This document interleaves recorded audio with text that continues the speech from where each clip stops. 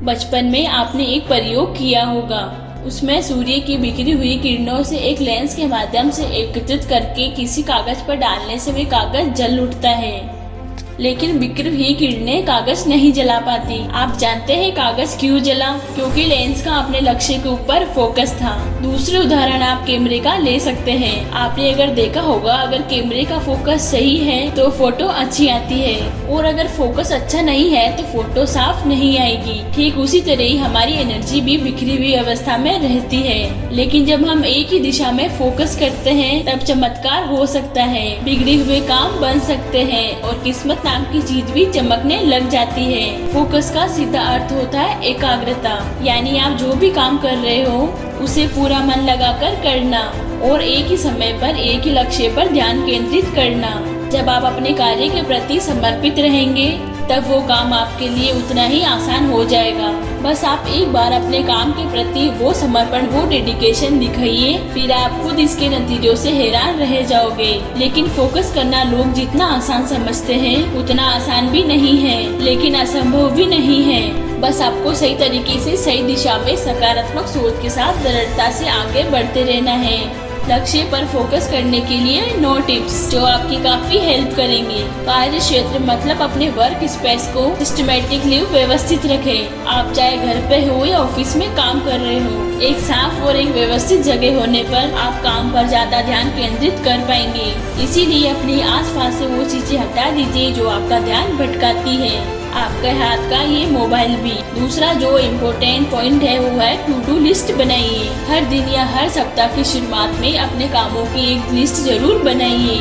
ये आपको ज्यादा फोकस करने में मदद करेगी। लिस्ट के अकॉर्डिंग जब आप एक समय पर एक काम करेंगे तो आप बहुत ज्यादा फोकस रह पाएंगे और इससे आपकी एफिशिएंसी भी बढ़ेगी। तीसरा पॉइंट है छोटे छोटे ब्रेक लीजिए।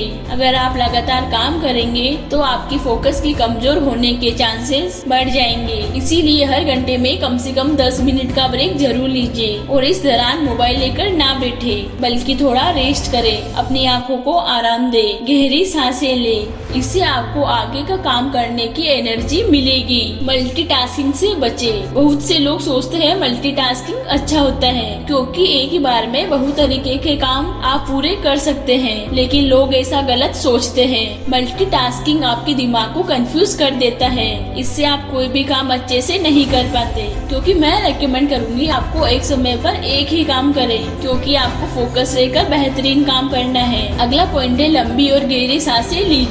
यदि आप काम करते समय टेंशन में या चिड़चिड़ापन महसूस कर रहे हो तो कुछ देर अपनी आंखों को बंद करके बैठिए और 5 से 7 मिनट गहरी सांस लो। सांसों को कुछ देर तक अंदर रखें और कुछ देर बाद धीरे से छोड़िए। इस क्रिया से आपके मस्तिष्क को ज्यादा ऑक्सीजन मिलेगी और इससे आपका मूड तरोताजा हो जाएगा और आप अपने काम पर फोकस कर पाएंगे। अगला पॉइंट है गोल को सेट कीजिए। ये बात मैंने अपनी पिछली वीडियो में भी बताई है। आपको अपना कोई भी काम शुरू करने से पहले आपको अपना लक्ष्य सेट करना बहुत जरूरी है। इससे आपको काम पर डटे रहने के लिए बहुत ज्यादा मोटिवेशन मिलेगा और बिना लक्ष्य को सेट किए हुए कोई भी इंसान अपनी लाइफ में सक्सेसफुल नहीं हो पाता, क्योंकि जब आपको पता ही नहीं होगा कि आपका अल्टीमेट गोल क्या है तो आप बिल्कुल लक्ष्यहीन हो जाएंगे। अगला पॉइंट है स्टे मोटिवेट। अगर आप डिस्टर्ब होने से बचना चाहते हो, अपने काम के प्रति और मोटिवेट रहना चाहते हो, तो सबसे बढ़िया तरीका है कि आप अपने काम को पूरा करने के लिए मोटिवेटेड रहें। आप अपने घर में और मोबाइल के वॉलपेपर पर लिख ले कि आपका लक्ष्य आपके लिए क्यों जरूरी है। इससे आपकी नजर आपके लक्ष्य पर दिन में बहुत बार पड़ेगी। ये बात आपको याद दिलाएगी कि आपको आपके काम के प्रति फोकस रहना कितना जरूरी है। आपको बार बार ये चीज याद आएगी कि आपको लक्ष्य पूरा होने के बाद आपको क्या मिलने वाला है और इससे आपका मोटिवेशन बना रहेगा।